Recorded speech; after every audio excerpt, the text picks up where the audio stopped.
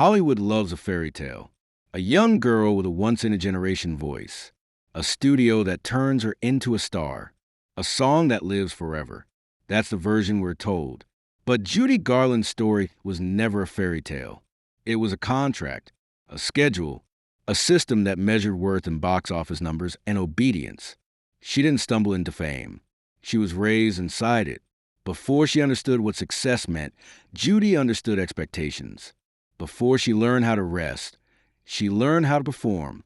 The world remembers the smile, the voice, the rainbow. But behind every iconic role was a young woman being asked to give more than any person should. This is not a story about a star who fell. It's about a star who burned so the world could keep believing in magic. And the roles that made Judy Garland immortal are the same ones that quietly destroyed her. This is Judy Garland. And this is the legacy Hollywood left behind. Judy Garland's story doesn't begin with fame. It begins with routine.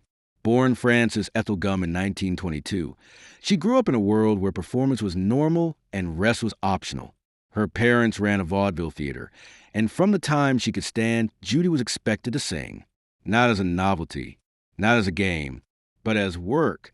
By the age of 2, she was already on stage.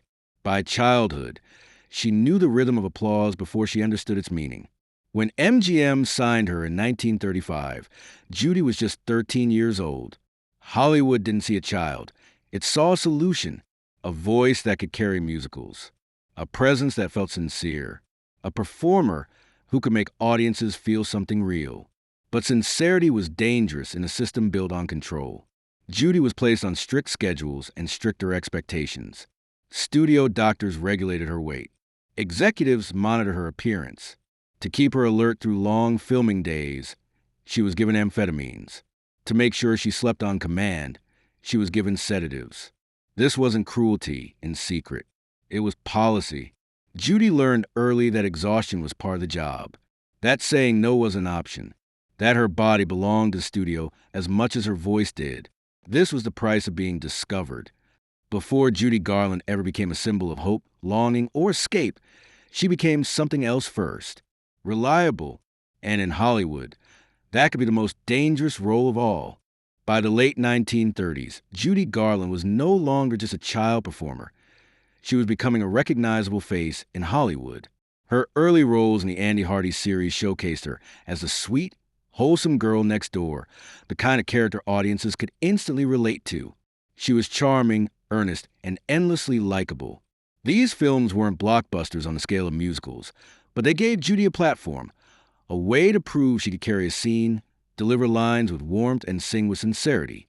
It was a small victory, but in MGM's world, small victories came at a cost. The studio was relentless. Directors demanded perfection. Producers monitored her appearance, and every ounce of her energy was measured. Even success wasn't safe. Each praise was paired with pressure to do more, to be thinner, brighter, faster. Then came the role that would define her forever, Dorothy Gale in The Wizard of Oz, 1939. At 16, Judy was cast as a girl who wanted to escape her world for something magical. It was a perfect fit. Her voice carried both hope and melancholy, and her eyes conveyed a vulnerability audiences instantly understood. When she sang Somewhere Over the Rainbow, it wasn't just a musical number. It was an emotional confession. Millions of viewers felt her longing, her yearning for a place beyond pain and expectation. Dorothy wasn't acting. Judy was revealing a truth Hollywood often ignored, that behind the glitter and glamour, there could be sadness. The Wizard of Oz catapulted Judy to international fame. She became a household name, a symbol of optimism, and the face of a beloved fairy tale. Yet, the very performance that immortalized her also solidified the studio's control. MGM now saw Dorothy everywhere, in concerts, in interviews, in every public appearance. Judy Garland the girl, the woman, the human, began to be replaced by Judy Garland the star. The rise was dazzling. The spotlight was irresistible. But Hollywood had already set the stage for the struggles that would follow. By 1944, Judy Garland had moved beyond Dorothy Gale, but MGM still wanted her to embody innocence, charm, and perfection. Her next defining role, Esther Smith in Meet Me in St. Louis, cemented her as one of Hollywood's brightest stars. Set in turn-of-the-century St. Louis, the film showcased Judy's extraordinary ability to balance joy and vulnerability. She sang with warmth, danced with charm, and conveyed a sweetness that seemed effortless. And yet, beneath the surface, there was a subtle melancholy, a depth in her voice that audiences sensed but could not name. It was in this film that Judy introduced the world to Have Yourself a Merry Little Christmas. The song, now a timeless holiday classic, was rewritten at Judy's insistence to capture a quiet sorrow amidst the cheer, a reflection, perhaps, of her own life. Even in a seemingly joyful role, the shadow of struggle was present. Meet Me in St. Louis brought acclaim, awards buzz, and box office success. Audiences loved her. Critics praised her. MGM celebrated her. But the system that created her happiness simultaneously demanded her compliance. The studio monitored her every move, controlled her weight, and dictated her image. Judy's brilliance was inseparable from the pressure to maintain it. This duality became a recurring theme in her life. The more she shone on screen, the more fragile she became off it. Roles like Esther Smith gave hope to millions of viewers, while exacting an invisible toll on the actress behind the performance. In Meet Me in St. Louis, Judy Garland proved that she could carry a film not just with talent, but with emotion that reached the heart of the audience. She became a star capable of evoking both joy and empathy, a performer who could make the ordinary magical and make audiences feel it. And yet, as MGM's demands grew, so did the cracks in the girl who had once been Frances Gum. The studio wanted perfection. The audience wanted magic. Judy Garland wanted to be free. In 1954, she took on the role of Esther Blodgett in A Star is Born, a performance that would come to define not just her career, but her very legacy. The film tells the story of a talented young woman rising to fame while the man she loves succumbs to pressures and vices of the industry. Judy's portrayal was raw, intimate, and painfully authentic because it mirrored her own life. Every note she sang, every tear she shed, felt lived in. The exhaustion, the longing, the triumphs, and the heartbreaks, all were part of her own story. She didn't act the pain. She carried it onto the screen. Critics were stunned. Audiences were moved. Yet the Academy overlooked her performance for the Oscar, a decision that remains one of Hollywood's most infamous oversights. This role marked a turning point. For the first time, Judy wasn't just a girl next door or the girl with a golden voice. She was an artist commanding respect and empathy. A Star is Born allowed her to transform personal struggle into universal resonance. She made the film's heartbreak feel intimate, the joy feel earned, and the pain feel human. But the triumph came with a shadow. Filming was grueling, the pressure immense, and Judy's personal battles with addiction and exhaustion continued. Hollywood had not changed. The system that demanded perfection and punished vulnerability was still very much in place. Through A Star is Born, Judy Garland proved that cinema could hold truth, that roles could reflect reality, that a performer could touch hearts not through illusion, but through honesty. And for the audience, the magic was undeniable. Here was a star who bled for her art and, in doing so, immortalized herself. By the late 1950s, Hollywood had turned its back on Judy Garland, but she was far from done telling her story. The silver screen roles that had once defined her were dwindling. Yet another stage awaited, one where she could take full control, live performance. Judy's return to the stage was nothing short of legendary. In 1951, she debuted her first major comeback at the London Palladium, and the reception was electric. The applause was no longer for studio creation. It was for Judy Garland herself, raw, vulnerable, and unstoppable. Her concerts were confessions, each song a window into her soul. Audiences didn't just watch her, they felt her. Her legendary Carnegie Hall concert in 1961 became a defining moment. Critics called it one of the greatest nights in show business history. The energy, the emotion, the intimacy, it was unlike anything she had achieved on film. She laughed, she cried, she faltered, and she soared, often within the same song. Every note carried decades of triumph and suffering, and the audience was there to witness it. On stage, Judy redefined performance. She didn't need the gloss of MGM, the elaborate sets, or the scripts telling her how to act. She was her own director, her own show, her own narrative. Her voice carried longing and resilience, vulnerability and defiance, all at once. In that sense, her concerts were cinema in real time, a live narrative of survival and brilliance. These performances also cemented her influence on future generations of artists. Liza Minnelli, Barbra Streisand, and countless others cite Judy as the gold standard of emotional honesty on stage. She proved that vulnerability could be powerful, that imperfections made performance unforgettable. And yet, the stage also revealed the cost of her life in Hollywood. Behind every triumphant note was a body and mind pushed to the brink, a woman still battling addiction, exhaustion, and personal demons. Even as audiences celebrated her, the private Judy continued to fight her own shadows. Judy Garland's stage revival was more than a comeback. It was a reclamation of self. Proof that the real magic wasn't in the studio's fairy tales, but in the woman who could sing, laugh, and cry all at once, and still leave the world in awe. Judy Garland's life and career were defined by brilliance and tragedy, and the influence of both continues to echo through culture today. She wasn't just a performer. She became a symbol. Her roles created identification long before the term icon existed. Dorothy Gale's yearning for somewhere over the rainbow gave hope to anyone who felt out of place. Esther Smith's warmth and charm in Meet Me in St. Louis offered comfort, familiarity, and a sense of belonging. And Esther Blodgett in A Star is Born mirrored real-life struggles with fame, addiction, and heartbreak, turning her personal pain into universal art.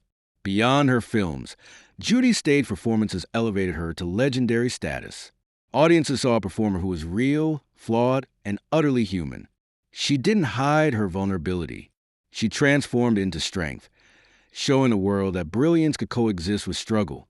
Judy's influence reaches far beyond cinema and music.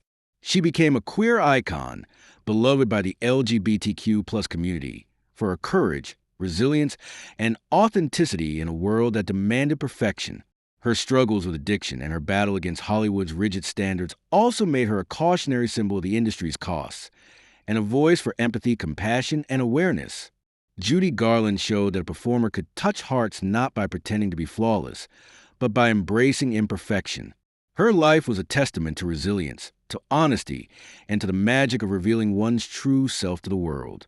In every note she sang, in every role she inhabited, and in every struggle she endured, Judy Garland left a mark that cannot fade.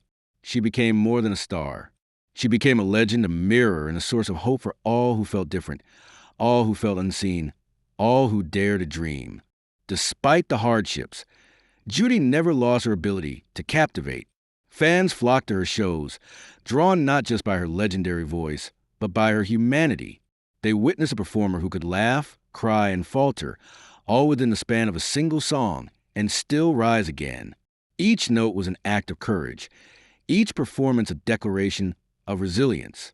But her personal battles were inescapable. The pressures of fame, the loss of roles she once commanded, and her ongoing health issues weighed heavily. In 1969, at the age of 47, Judy Garland passed away from an accidental overdose. The world mourned the loss of a voice that had defined generations, a performer whose presence was larger than life. Yet, even in death, Judy's influence endured. Her films continued to enchant new audiences. Her concerts remained legendary. And the stories of her struggles and triumphs inspired empathy, reflection, and understanding of the human cost behind Hollywood's glamour. The final act of Judy Garland's life was tragic, but was also testament to her enduring spirit. She gave the world a glimpse of joy, heartbreak, and truth through her art, proof that the magic she created on screen and stage was born from both her brilliance and her vulnerability. Her life may have ended too soon, but her legacy continues to shine brighter than ever. Interesting trivia is Judy Garland was born Frances Ethel Gum in 1922. Her stage name came from her mother's maiden name, and the idea that Judy sounded more wholesome and marketable. She was performing professionally before she could read, singing on stage as a toddler in her family's vaudeville act, the Gum Sisters. During filming of The Wizard of Oz, Judy was just 16 years old. Yet MGM forced her to wear a corset and diet strictly to appear older and slimmer. Somewhere Over the Rainbow was almost cut from The Wizard of Oz because executives thought it slowed the film, but Judy insisted it stay. She was famously short, just 4 feet 11 inches, and studios often place her on platforms or use camera tricks to make her appear taller. Judy was known for a powerful, emotive voice, which could convey both joy and heartbreak in a single note, a skill she honed from years of stage and film performance. She battled chemical dependency and eating disorders from her teenage years, largely due to MGM's grueling schedules and studio-mandated weight control. Meet Me in St. Louis gave the world Have Yourself a Merry Little Christmas, a song Judy persuaded the songwriters to rewrite to reflect subtle melancholy, showcasing her emotional depth. Her 1961 Carnegie Hall concert is still considered one of the greatest live performances in music history and was later released as a Grammy-winning album. Judy Garland is a queer icon long before modern LGBTQ+ visibility, for her openness, vulnerability, and resilience in the face of adversity. Despite winning only one Academy Juvenile Award early in her career, she delivered Oscar-worthy performances multiple times, including in A Star is Born, which many still regard as one of the greatest film performances of all time. Judy was a survivor of Hollywood studio system abuses, including strict diets, forced medication, and intense schedules, yet she transformed that struggle into legendary performances both on film and on stage. She had a career resurgence on stage in the 1950s and 60s, performing worldwide and leaving audiences spellbound despite personal struggles. Judy Garland's story is more than a tale of stardom. It is a story of resilience, of brilliance born from struggle, and of a woman who gave everything she had so the world could believe in magic. From Dorothy Gale to Esther Blodgett, from the girl next door to a stage legend, Judy's roles capture the human heart in all its longing, joy, and sorrow. She was never just a performer. She was a mirror for anyone who has ever felt different, who has ever dreamed, who has ever endured. Her voice continues to echo across generations. Her films remain timeless, and her spirit lives on in every artist who dares to be vulnerable on stage or screen. Judy Garland taught the world that brilliance and pain can coexist, and that the brightest stars sometimes burn the fastest, but their light never fades. Somewhere over the rainbow, her legacy endures, reminding us that even in a world that demands perfection, humanity and magic prevails.